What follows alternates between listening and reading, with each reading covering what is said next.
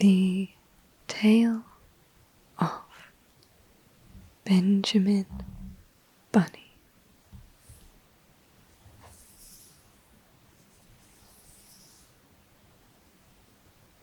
by Beatrix Potter.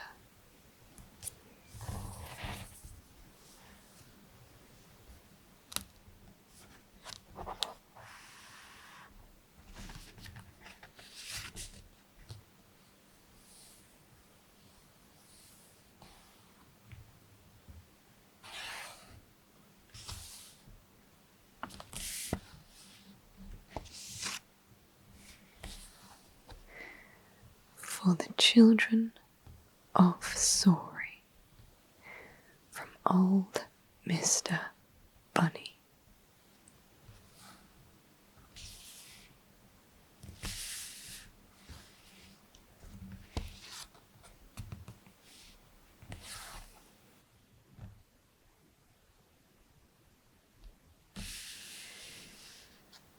One morning, a little rabbit sat on a bank.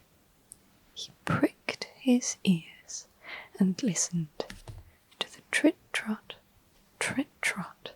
of a pony. A gig was coming along the road. It was driven by Mr. McGregor, and beside him sat Mrs. McGregor in her best bonnet.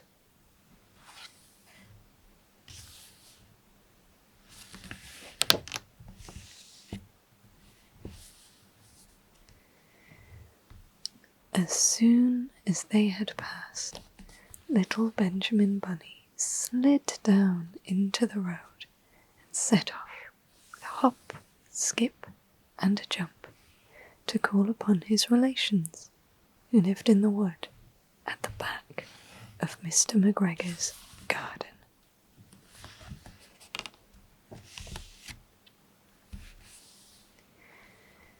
That wood was full of rabbit holes, and in the neatest, sandiest hole of all lived Benjamin's aunt and his cousins, Flopsy, Mopsy, Cottontail, and Peter. Old Mrs. Rabbit was a widow. She earned her living by knitting rabbit wool mittens and muffetees. I once bought a pair at a bazaar. She also sold herbs and rosemary tea and rabbit tobacco, which is what we call lavender.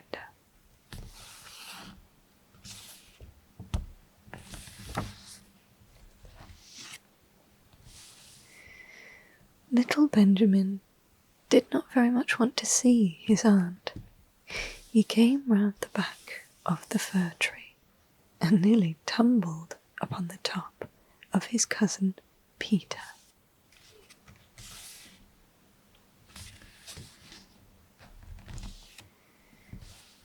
Peter was sitting by himself. He looked poorly and was dressed in a red cotton pocket handkerchief. "Peter," said little Benjamin in a whisper, "who has got your clothes?"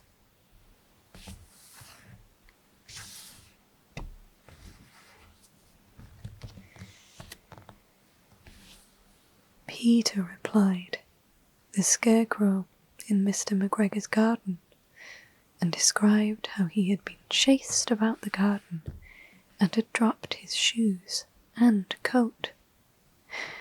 Little Benjamin sat down beside his cousin and assured him that Mr. McGregor had gone out in a gig, and Mrs. McGregor also, and certainly for the day, because she was wearing her best bonnet.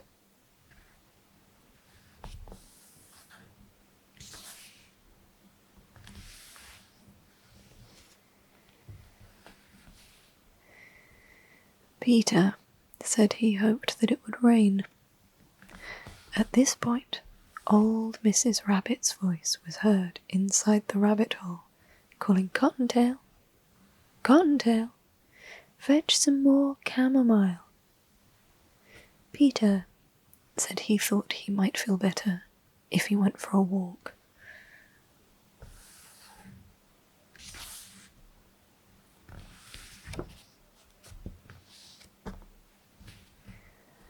They went away hand in hand and got up on the flat of the wall at the bottom of the wood. From here they looked down into Mr. McGregor's garden. Peter's coat and shoes were plainly to be seen upon the scarecrow, topped with an old tam o'shanter of Mr. McGregor's.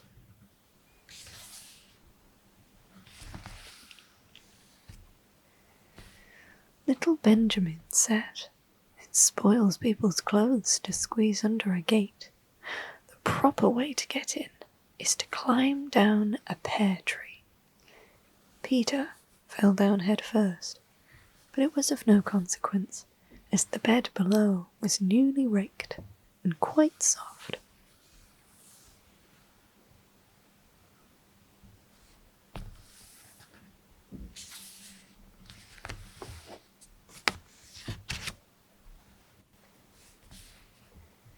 It had been sown with lettuces. They left a great many odd little footmarks all over the bed, especially little Benjamin, who was wearing clogs.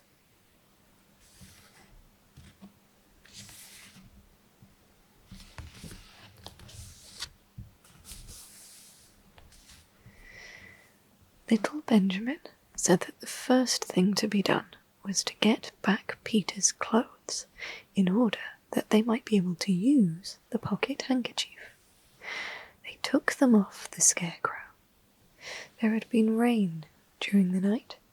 There was water in the shoes, and the coat was somewhat shrunk. Benjamin tried on the tam o'shanter, but it was too big for him.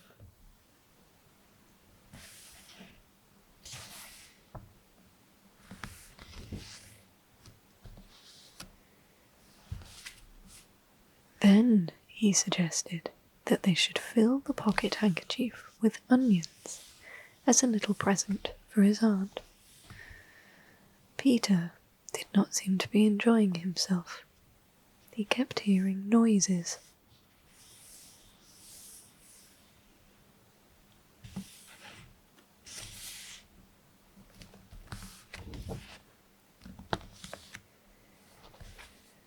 Benjamin, on the contrary, was perfectly at home and ate a lettuce leaf.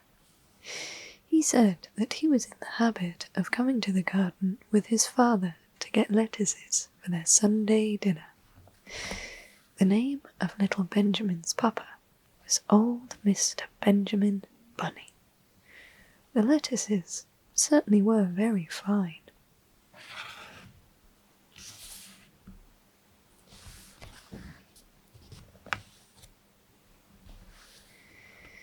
Peter did not eat anything. He said he should like to go home. Presently, he dropped half the onions.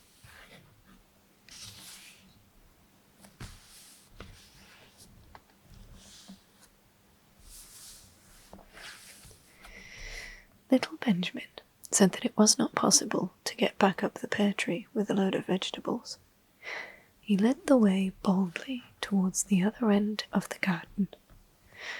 They went along a little walk on planks under a sunny red brick wall. The mice sat on their doorsteps cracking cherry stones. They winked at Peter Rabbit and little Benjamin Bunny.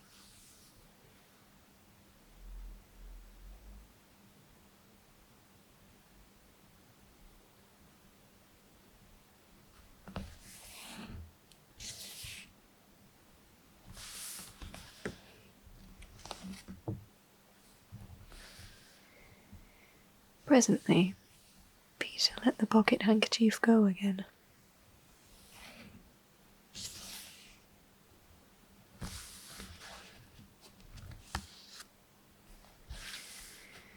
They got amongst flower pots and frames and tubs. Peter heard noises worse than ever. His eyes were as big as lollipops. He was a step or two in front of his cousin when he suddenly stopped.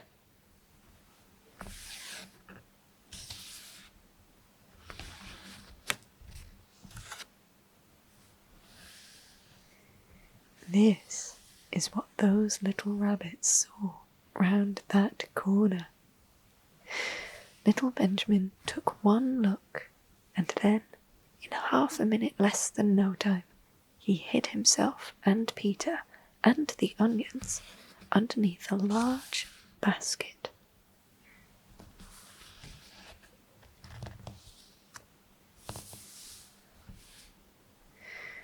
The cat got up and stretched herself, and came and sniffed at the basket. Perhaps she liked the smell of onions. Anyway, she sat down upon the top of the basket.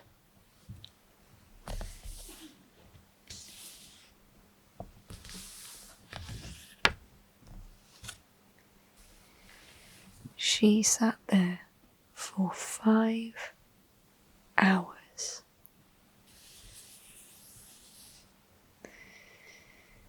I cannot draw you a picture of Peter and Benjamin underneath the basket, because it was quite dark, and because the smell of onions was fearful. It made Peter Rabbit and little Benjamin cry.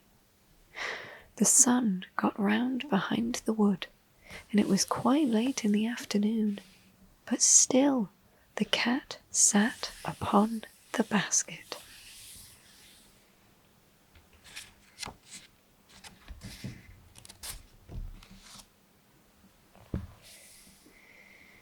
At length there was a pitter-patter, and some bits of mortar fell from the wall above. The cat looked up and saw old Mr. Benjamin Bunny prancing along the top of the wall of the upper terrace.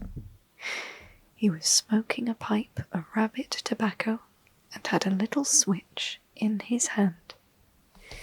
He was looking for his son.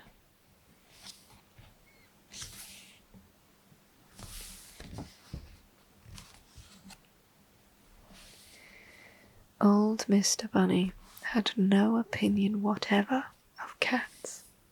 He took a tremendous jump off the top of the wall onto the top of the cat and cuffed it off the basket and kicked it into the greenhouse, scratching off a handful of fur. The cat was too much surprised to scratch back.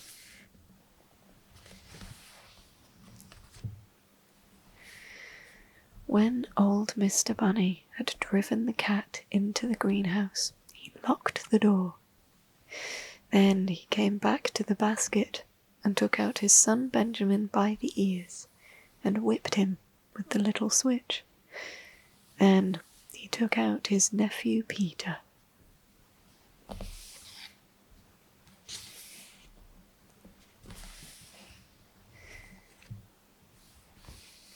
Then he took out the handkerchief of onions and marched out of the garden.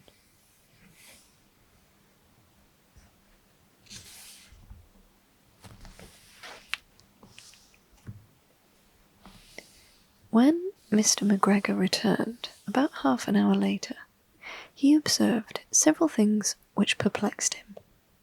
It looked as though some person had been walking all over the garden in a pair of clogs, only the footmarks were too ridiculously little.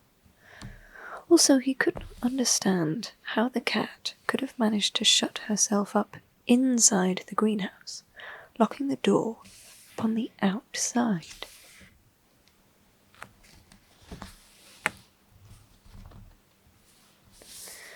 When Peter got home, his mother forgave him, because she was so glad to see that he had found his shoes and coat.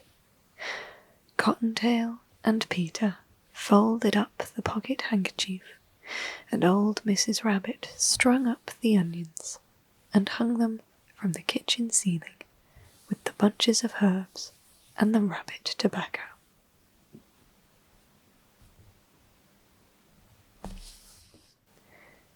The